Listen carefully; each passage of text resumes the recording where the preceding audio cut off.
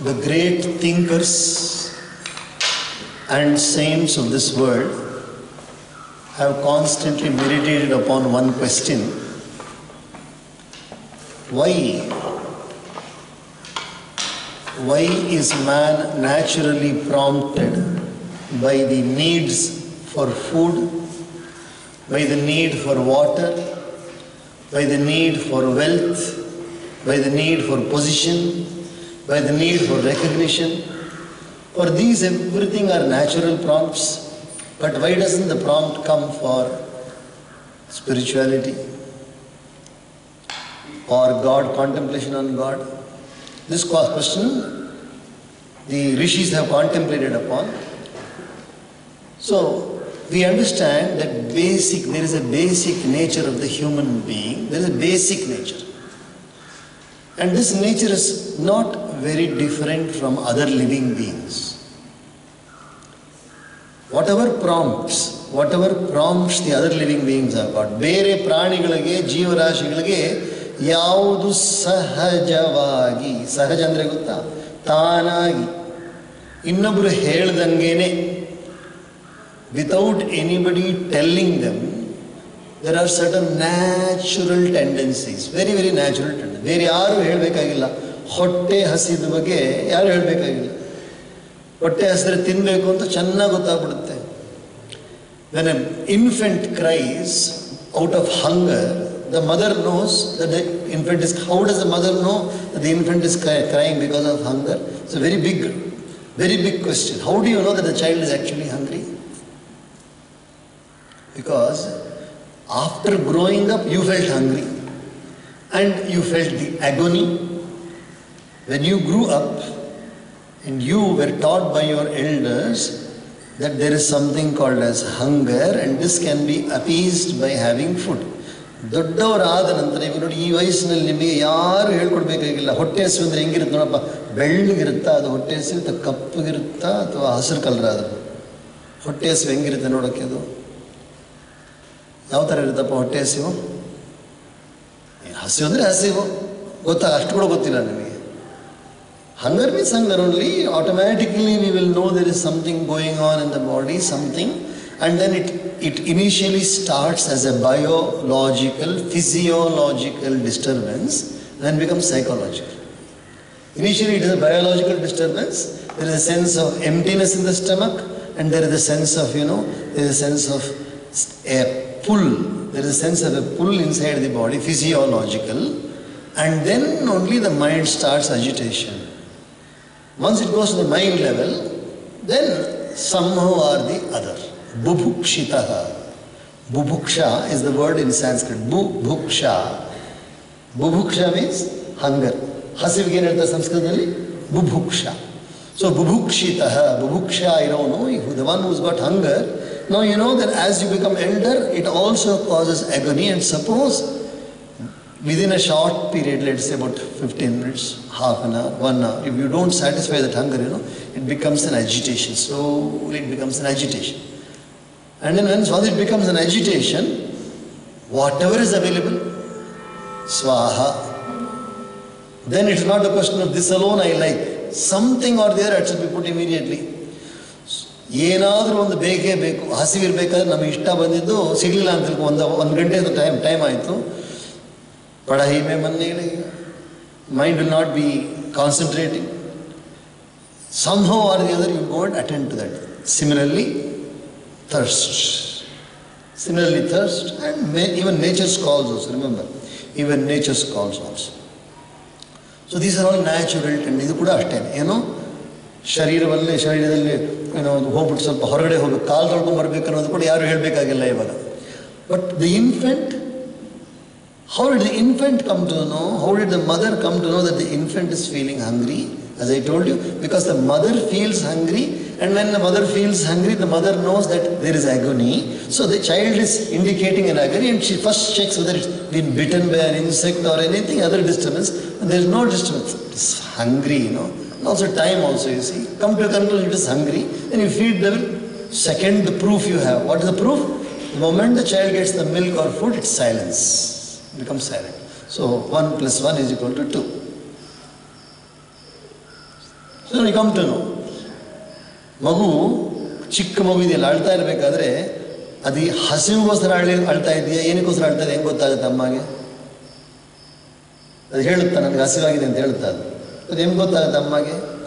ಅಮ್ಮಗೆ ಹಸಿವಾದಾಗ ಅದಕ್ಕೆ ನೋವು ಬಂದಿತ್ತು, ಆ ನೋವು ಮಗುಗೂ ಬಂದಿರುತ್ತೆ ಅಂತ ಊಹೆಯಿಂದ ಕೊಟ್ಬಿಡ್ತಾಳೆ.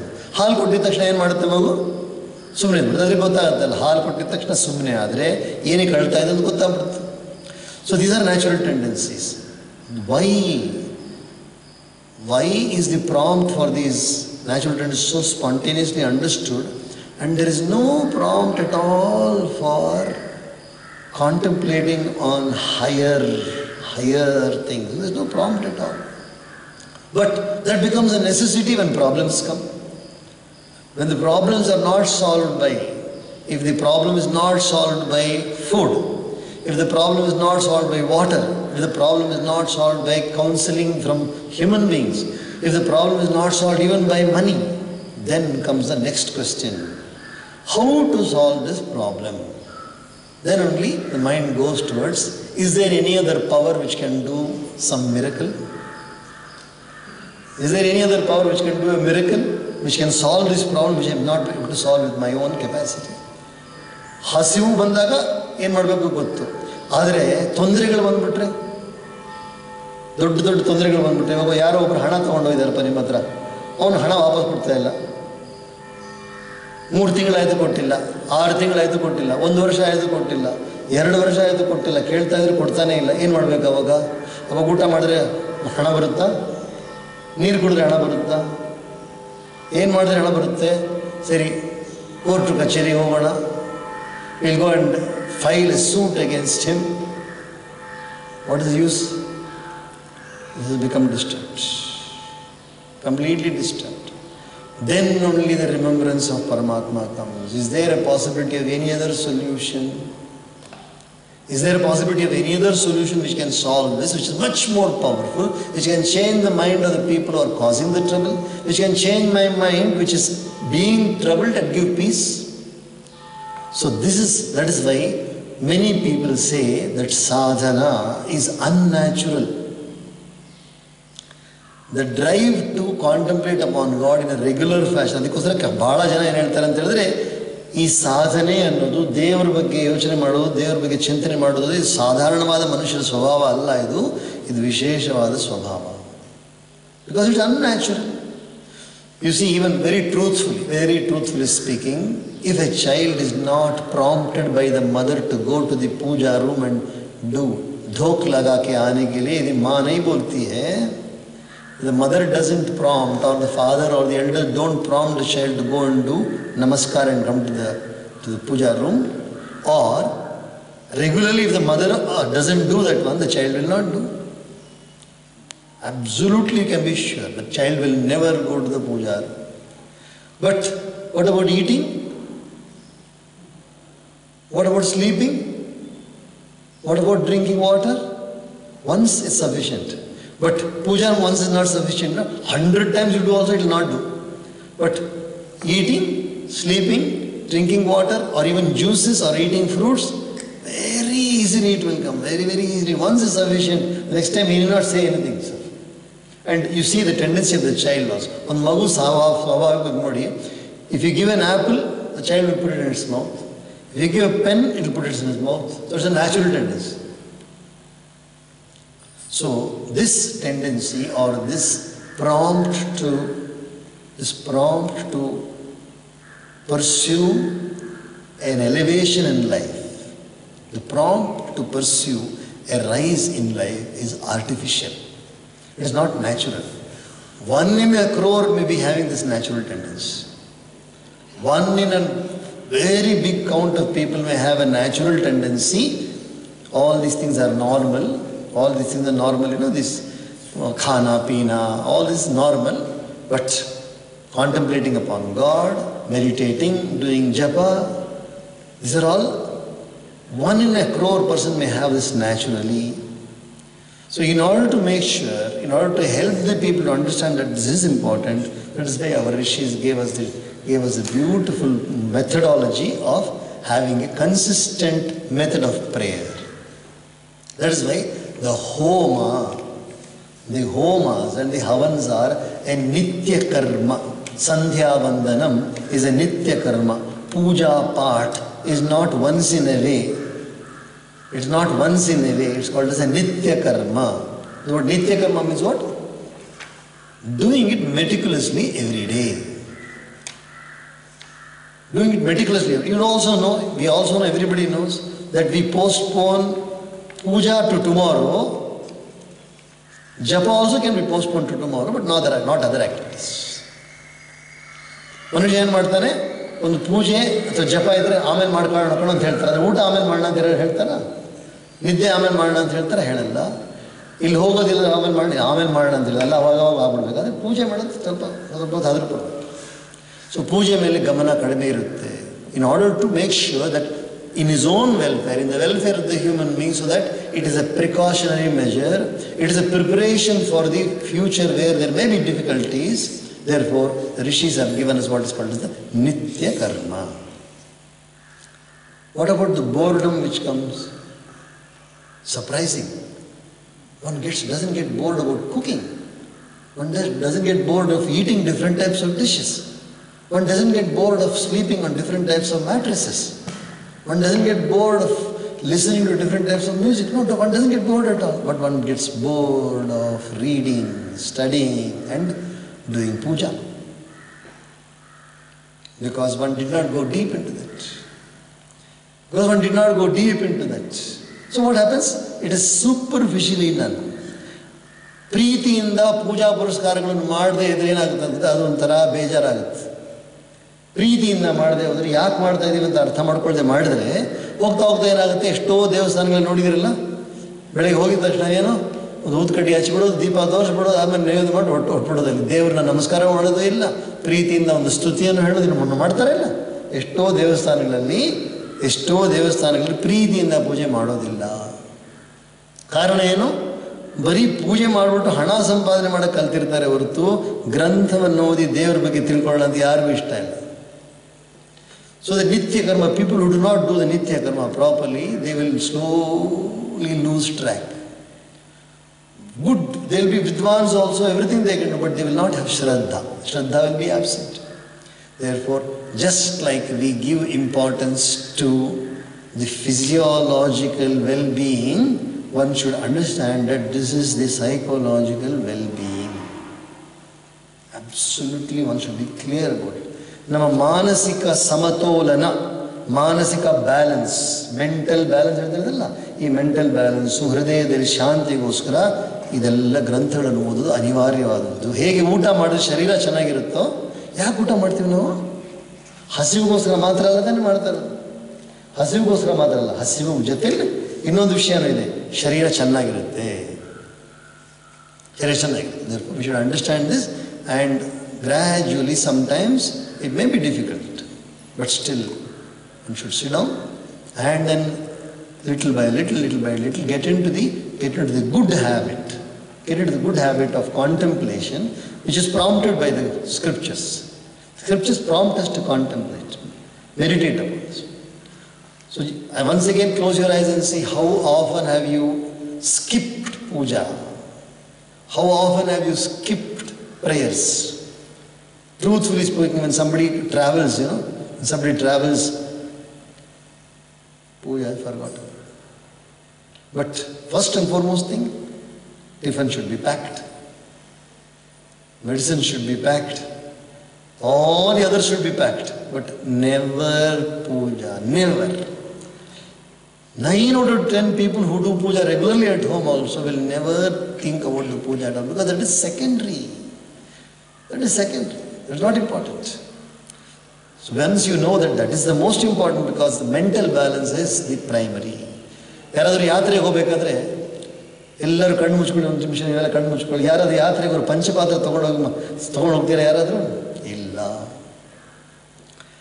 ಯಾತ್ರೆಗೆ ಹೋಗ್ಬೇಕಾದ್ರೆ ಬೈದು ಇಲ್ಲಿಂದ ಹೇಳಿದ್ರೆ ಪಂಚಪಾತ್ರೆ ತೊಗೊಳ್ರಪ್ಪ ಅಂತ ಹೇಳಿದ್ರೆ ಮಾತ್ರ ತೊಗೊಂಡು ಇಟ್ಕೊಂಡಿರ್ತಾರೆ. ಇಲ್ಲಾಂದರೆ ಬಾರಕ್ಕೆಲ್ಲ ಎತ್ಕೊಂಡು ಇಟ್ಕೊಂಡಿರ್ತಾರೆ. ಶರ್ಟ್ ಇಟ್ಕೊಂಡಿರ್ತೀರ, ಪ್ಯಾಂಟ್ ಇಟ್ಕೊಂಡಿರ್ತೀರ, ಪಂಚೆ ಇಟ್ಕೊಂಡಿರ್ತೀರ, ಸೋಪ್ ಇಟ್ಕೊಂಡಿರ್ತೀರ, ಬ್ರಷ್ ಎಲ್ಲ ಇಟ್ಕೊಂಡು. ಆದರೆ ಪಂಚಪಾತ್ರೆ ತೊಗೊಂಡು ಹೋಗಿ ಮನಸ್ಸು ಬರಲ್ಲ. ಸಸ್ವರ ವೇದ ಮಂತ್ರ ತೊಗೊಂಡು ಹೋಗಿ ಮನಸ್ಸು ಬರಲ್ಲ. ಕಾರಣ ಏನು? ಅದೆಲ್ಲ ಆಮೇಲೆ ಅದೆಲ್ಲ ಆಮೇಲೆ. So this is the tendency, normal tendency of a human being, because unaware, he is not aware that the future need not be as it is today. The future need not be as pleasant as it is today. So one should be prepared. The preparation is done by this puja and grantha adhyayana. Let us see what Hanuman is telling Sita ji now.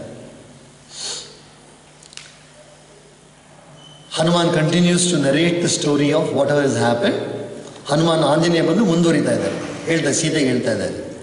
Sita, Janaka's daughter herself, was struck with supreme wonder. Now it's already over. Hanuman has spoken and kept quiet now.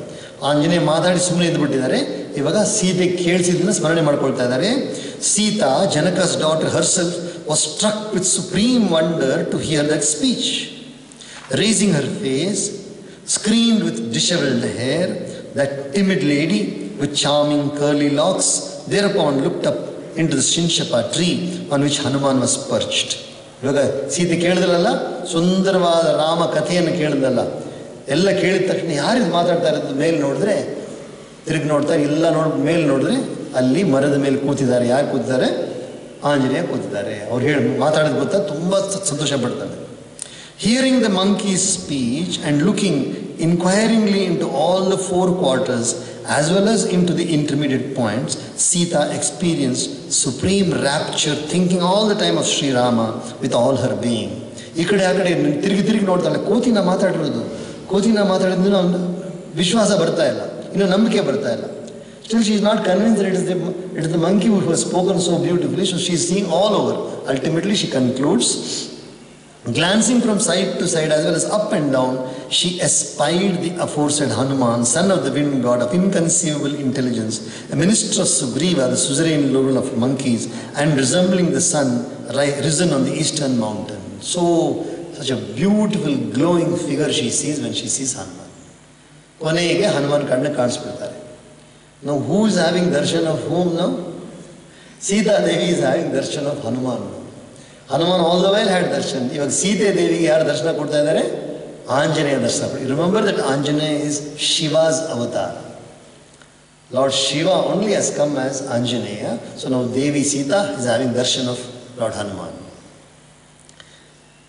Thus, the Canto 31 of the Sundarakanda and the glorious Ramayana of Valmiki, the work of a rishi and the oldest epic. Dvatrimshas sargaha. Canto 32. Imagining Hanuman to have been seen in a dream, though actually perceived by her, and believing the sight of a monkey in a dream to be ominous, Sita becomes anxious about the welfare of Sri Rama and others. Then, concluding him on other grounds to have been seen in her waking hours, she prays to Brahma and other gods that the statement of Hanuman may come out to be true.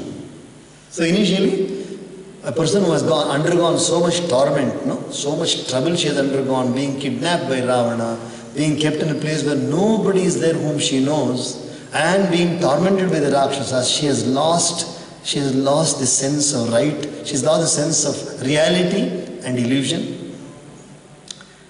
ಎಷ್ಟು ದೂರದಿಂದ ಅಪಹರಣ ಮಾಡ್ಕೊಂಡು ಬಂದಿರೋದು ರಾವಣ, ಅಪಹರಣ ಮಾಡ್ಕೊಂಡು ಬಂದು ಈ ವಾಟಿಕೆಯಲ್ಲಿ ಇಟ್ಬಿಟ್ಟು ಗುರುತಿರೋರು ಯಾರೂ ಇಲ್ಲ, ಎಲ್ಲ ರಾಕ್ಷಸಿಗಳು ಭಯ ಬೀಳಿಸ್ತಾ ಇದ್ದಾರೆ. ಅಂಥ ಸಮಯದಲ್ಲಿ ಯಾವುದು ಸತ್ಯ ಯಾವುದು ಸುಳ್ಳು ಅಂತ ಸೀತೆ ಗೊತ್ತಾಗ್ತಾ ಇಲ್ಲ. ಈ ಆಂಜನೇಯ ನಾನು ನೋಡಿದ್ದು ಕನಸ ಅಥವಾ ನೆನಸ ಅಂತ ಯೋಚನೆ ಮಾಡ್ತಾರೆ. ಇದು ಕನಸ ಅಥವಾ ನೆನಸ, is it a dream or a reality? ಅದಾದ ನಂತರ ಯೋಚನೆ ಮಾಡ್ತಾಳೆ, ಇದು ಹನುಮಾನ್ ಹೇಳಿರೋದೆಲ್ಲ ನಿಜಾನೇ ಇರಬೇಕು, ಈ ಕೋತಿ ಹೇಳಿರೋದೆಲ್ಲ ನಿಜಾನೇ ಇರಬೇಕು ಅಂತ ಅಂದ್ಕೊಂಡು ಬ್ರಹ್ಮ ಹತ್ರ ಪ್ರಾರ್ಥನೆ ಮಾಡ್ತಾಳೆ, ಅವ್ರು ಹೇಳಿದೆಲ್ಲ ನಿಜ ಆಗಲಿ, ರಾಮ ಬರಲಿ, ಬಂದು ನಮ್ಮನ್ನು ಕಾಪಾಡ್ಕೊಂಡು ಹೋಗಿ ಅಂತ ಪ್ರಾರ್ಥನೆ ಮಾಡ್ತಾಳೆ. ತತಃ ಶಾಖಾಂತರೇ ಲೀನಂ ದೃಷ್ಟ್ವಾ ಚಲಿತ ಮಾನಸ ವೇಷ್ಟಿತಾರ್ಜುನ ವಸ್ತ್ರಂ ತಂ ವಿದ್ಯುತ್ ಸಂಘಾತ ಪಿಂಗಲಂ ಸಾದದರ್ಶ ಕಪಿಂ ತತ್ರ प्रश्रितं प्रियवादिनं फुल्लाशोकोत्कराभासं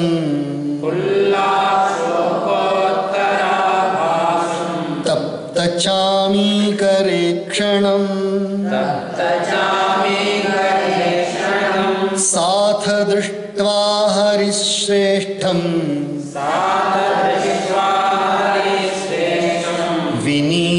विनीतवदवस्थितं मैथिली चिन्तयामास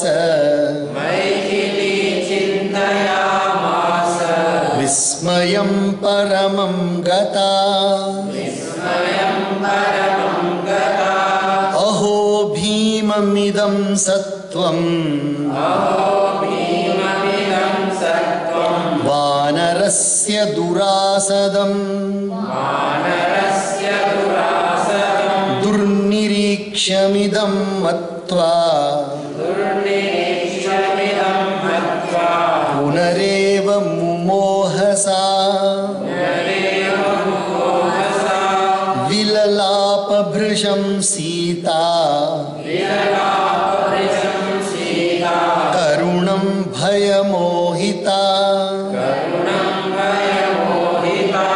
राम रामेति दुःखार्ता लक्ष्मणेति च भामिनी रुरोध सहसा सीता मंद मंद स्वरा सती साथ दृष्ट्वा हरिवरं